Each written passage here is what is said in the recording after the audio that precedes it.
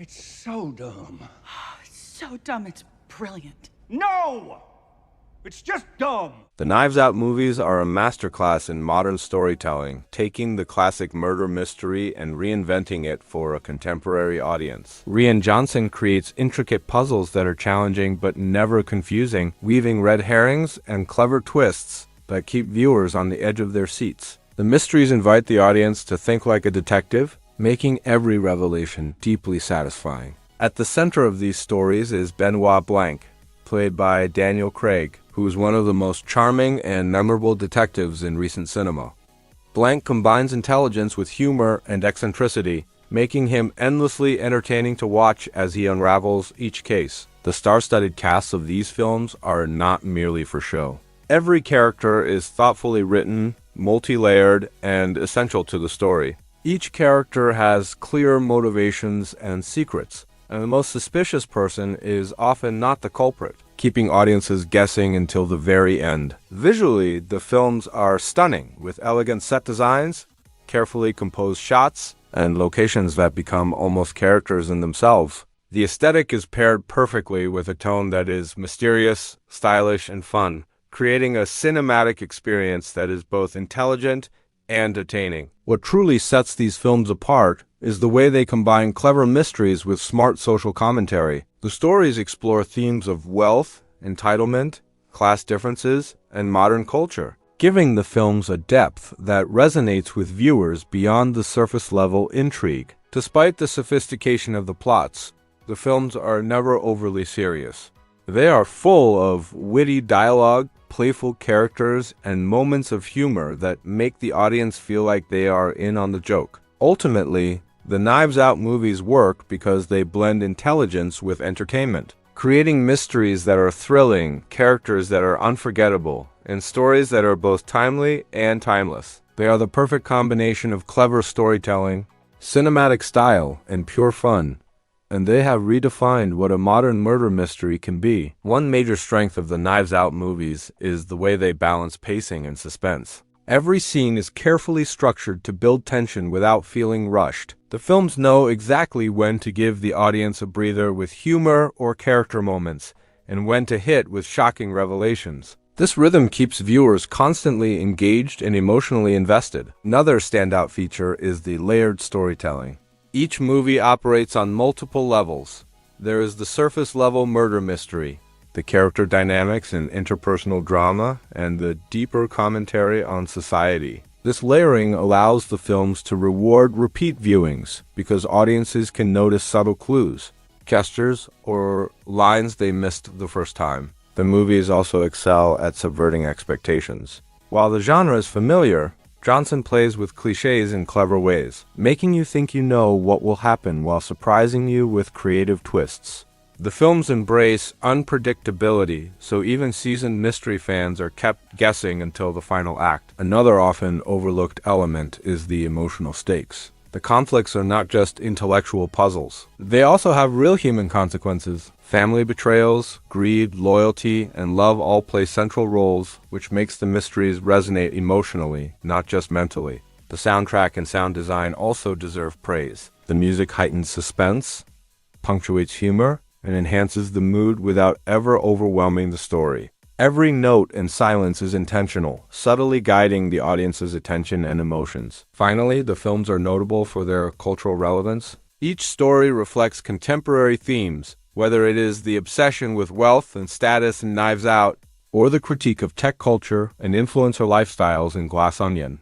The films feel modern, grounded, and meaningful, giving viewers both entertainment and something to think about. Let us be honest, the Knives Out movies are a masterpiece of modern cinema, while Sword Art Online is, frankly, a chaotic mess that somehow got way too much hype. The Knives Out films are smart, stylish, and endlessly entertaining. They weave intricate mysteries that challenge the audience, create fully realized characters with depth and personality, and maintain a pacing that keeps viewers on the edge of their seats. Sword Art Online, by contrast, is a boring dumpster fire.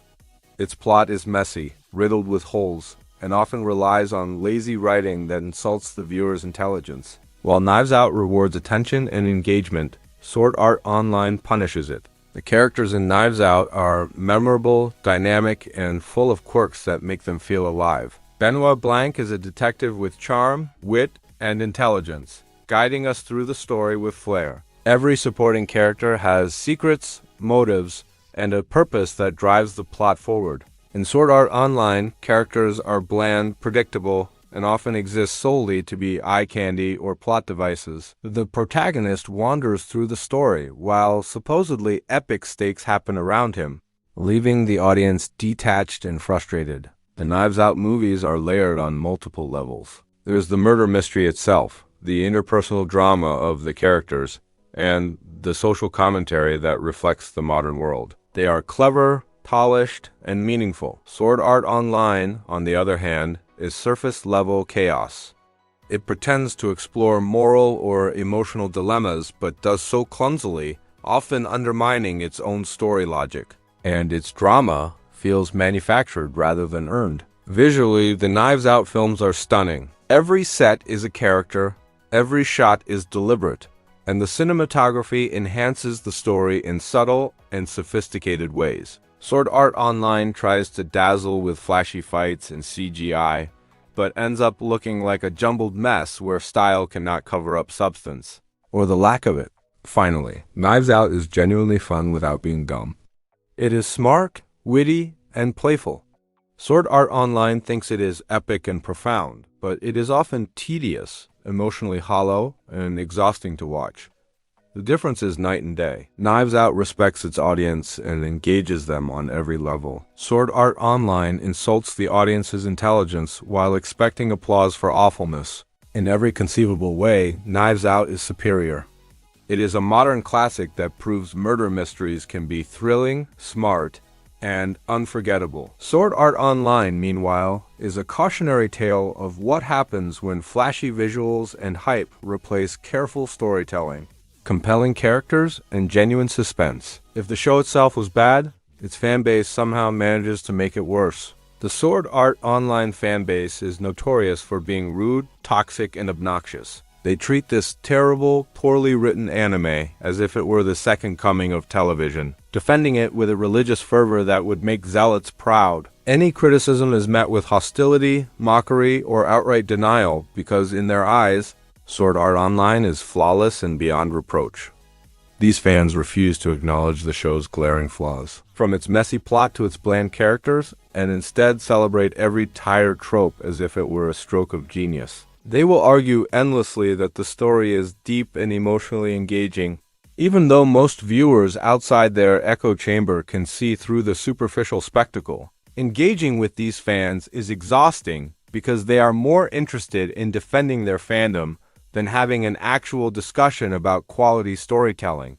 In short, the toxic nature of the Sword Art Online fanbase mirrors the failings of the show itself: shallow, overhyped, and unable to handle scrutiny. While Knives Out audiences can debate theories, speculate on motives, and appreciate clever writing, Sword Art Online fans simply insist that their beloved series is perfect, no matter how glaring the evidence to the contrary. Do not even bother interacting with Sword Art Online fans. Your sanity will thank you. They are often rude, defensive, and completely unwilling to engage in a reasonable discussion, and trying to argue with them is an exercise in frustration. Save your energy and your patience, and instead spend your time enjoying something truly worthwhile, like the Knives Out movies. Just skip Sword Art Online entirely and watch the Knives Out movies instead. You will not regret it. These films are clever, stylish, and endlessly entertaining, and it is exciting to see the franchise continuing to grow with new installments. Honestly, they could release a new Knives Out movie every couple of years, and I would happily watch every single one. This is a brilliant new original franchise that feels fresh, smart, and fun. Everything a mystery should be. We need more stories like this, and a lot less of shows like Sword Art Online cluttering up the conversation. Knives Out is the newest movie from Rian Johnson, who you may know as the writer and director of movies like Looper and Star Wars The Last Jedi. There's a lot of twists and surprises in Knives Out, especially towards the final act, and it can get a little confusing to understand everything, so in this video I'll be explaining the ending of Knives Out. I'll also do a quick review of the movie afterwards, so just watch until the end of the video if you want to know my personal thoughts on the movie. This video will contain spoilers for Knives Out, so make sure you watch that movie first before watching this video. Anyways, let's get started. So at the end of the movie, we find out that Chris Evans' character Ransom was the one behind everything. He wanted to kill his grandfather Harlan Thrombey, played by Christopher Plummer, because he wasn't going to get any of the inheritance money. During Harlan Thrombey's 85th birthday party, there was a huge argument where Harlan Thrombey revealed to Ransom that he was going to leave everything behind to Anna de Armas' character Marta, the personal nurse of Harlan Thrombey. Apparently there's something called the Slayer Rule, which stops a person inheriting property from a person he or she murders. Therefore, Ransom needed to make it look like Marta was the one who killed Harlan Thrombey, so she would be forced to give up the inheritance. Ransom switched the medication labels in the bag. Marta thought she injected Harlan Thrombey with a deadly dose of morphine, since she mixed up the bottles after the table with the go board was knocked over. But in another twist, because Ransom switched the labels beforehand, Marta actually injected Harlan Thrombey with the correct medicine, not the morphine. So that means Harlan Thrombey would still be alive today, if they just called the ambulance and followed the standard procedure. He didn't need to so that Marta wouldn't be responsible for his murder. We discovered that Ransom was also the one who hired Daniel Craig's character Detective Benoit Blanc, because he didn't want Harlan Thrombey's death to be ruled.